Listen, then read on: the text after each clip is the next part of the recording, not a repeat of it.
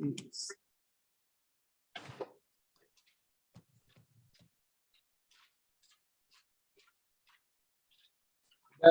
got your audience. Yeah, we got for parashas Pinchas.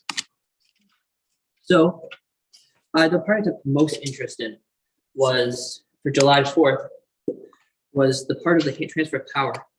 So, if you go to have a seat, have a nice seat, and relax.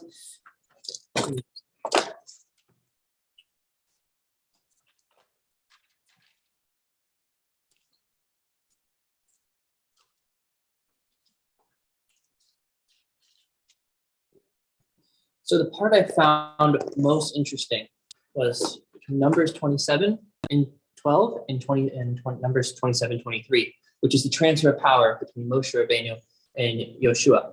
And there are a few questions that we're going to raise. The main one comes from Rashi on 27:13. I'll read the English. And you shall see it, and you shall be brought to your people. You too, as Aaron, your brother, was brought in. So it continues on about explaining why being brought in he's going to die. And Rashi says a very interesting thing here. If you go to it, and he says the words Devar Achar, another explanation is Ein ata tov mimenu. You are not better than he. You, Hashem is speaking to Moshe, that you are not better than Aaron. Why would Rashi possibly say such an idea? As if you go to Deuteronomy 34, verse 10, there's that great line, V'lo kam navi od b'Yisrael ki Moshe. And there never arose a prophet going forward in Israel like Moses. There's never been a prophet like Moses, so why in the world is Rashi telling us that there's an alternative explanation, that Moshe is not as good as Aaron? And I think that the word we should be harping on here is Navi. Moshe, and here it's kind of misleading just to call him a prophet. He was the leader, and I think that's how we should understand him. And there's never been a leader like Moshe. And a lot of what we're going to get here is, and this is going on to talk governments, is yesterday's July 5th, today's July 4th, how you can have this idea. So in the section of reference in our parsha, there's a really interesting, it talks about how Moshe handing out the authority to Yeshua. And Yeshua gets a very interesting bracha, according to Rashi, according to him. It's that he will get a leader like Moshe. And the Jewish people will listen to him like Moshe. But is that really a bracha? Is that really a good thing? I just have here, they rebelled at Marah. They rebelled at the Sea of Reeds. They rebelled at the wildernesses of sin. I mean, how many rebel? Is it really a bracha to have the Jewish people follow Moshe, Yoshua, like they followed Moshe? So I'm going to come back to this idea, as I want that to be in the back of your mind.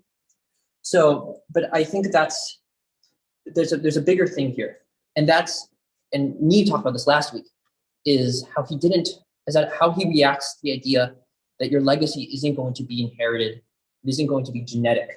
So Aaron, and this is the difference between Moshe, he got his legacy, his perpetuation of his line, through a genetic lineage. His sons and his grandsons and so on and so forth would control one of the chambers and levers of power in Israel, which would be the priesthood. But Moshe didn't get that. His predecessor was a completely different shaven. It was Yoshua. So Moshe actually didn't really know this was coming. And based on the Rashi, who says in the 16th verse, when he asked him, that my son should inherit my high position. That's just according to the Rashi. So he's asking Hashem, after, with everything going on, with what was just handed out, with the apportionments to the man who was his daughter, the daughters of the man who was just killed.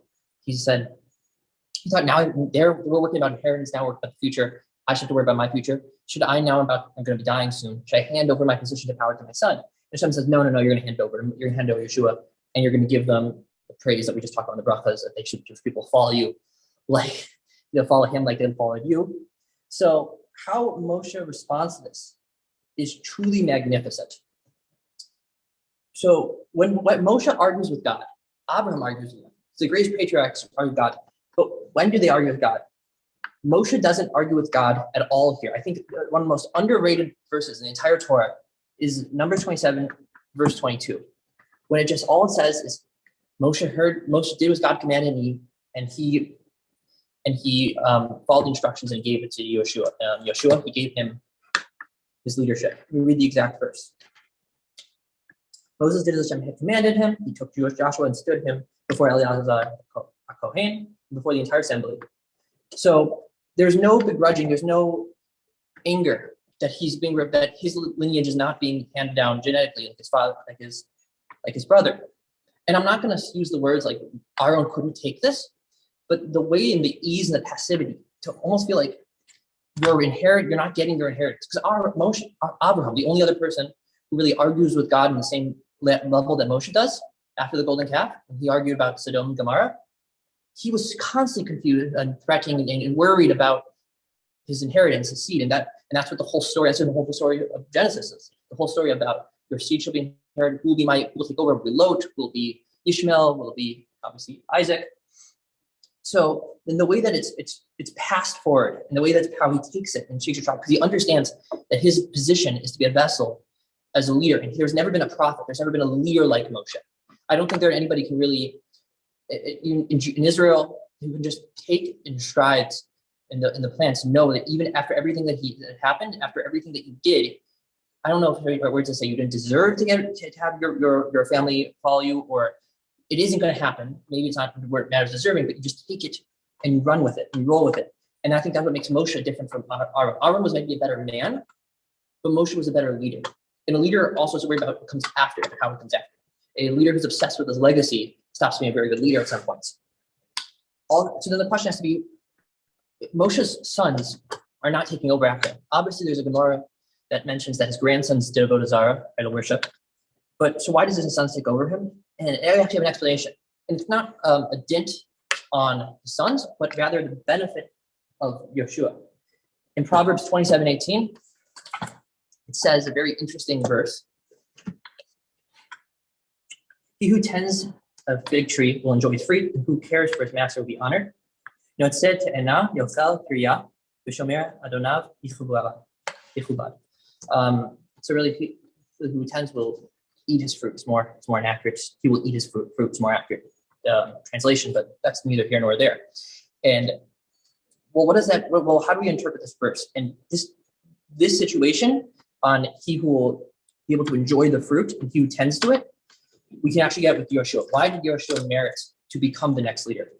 So if you go back all the way back to Exodus 33:11, it says, "Misharso Yeshua bin Nun nara lo yamirosh mitoch haohel." His servant Joshua, the son of Nun, would not move from the camp of the meeting. So after Moshe would leave, he would stay behind. He put in the extra effort, he put in the extra work. He did his part. He stayed there longer.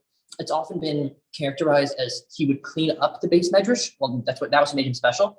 I haven't found a source for that. I've heard it before, but I think that's a misinterpretation of what's going on here. But he would always stay behind. He would always make sure because he always tried to stay as close as he can to what's going on. He would always try to connect to God in a very special way, and always put in that extra effort, the extra work. And that's him tending to the garden so he can bear the fruit. His fruit is his reward. So I think is that he earned it and he did his part, and Moses understanding that and being able to understand that he earned it, he deserves that part, that he took it with stride, he took it with willingness, knowing that his legacy is not going to be one it's not perpetuated by genealogy. And a very interesting thing that I came across in the connection to America is how do they characterize the handing over of power?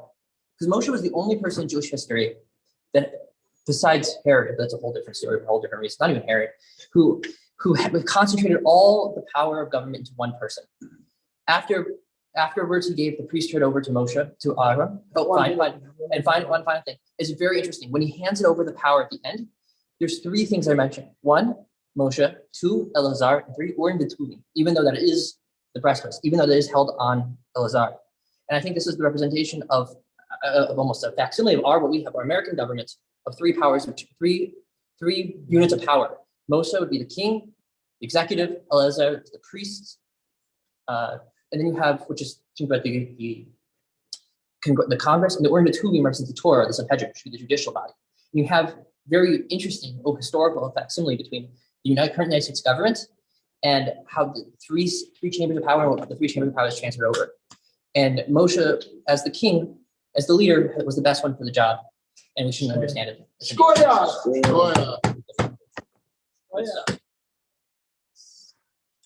Good job. All righty. Adin.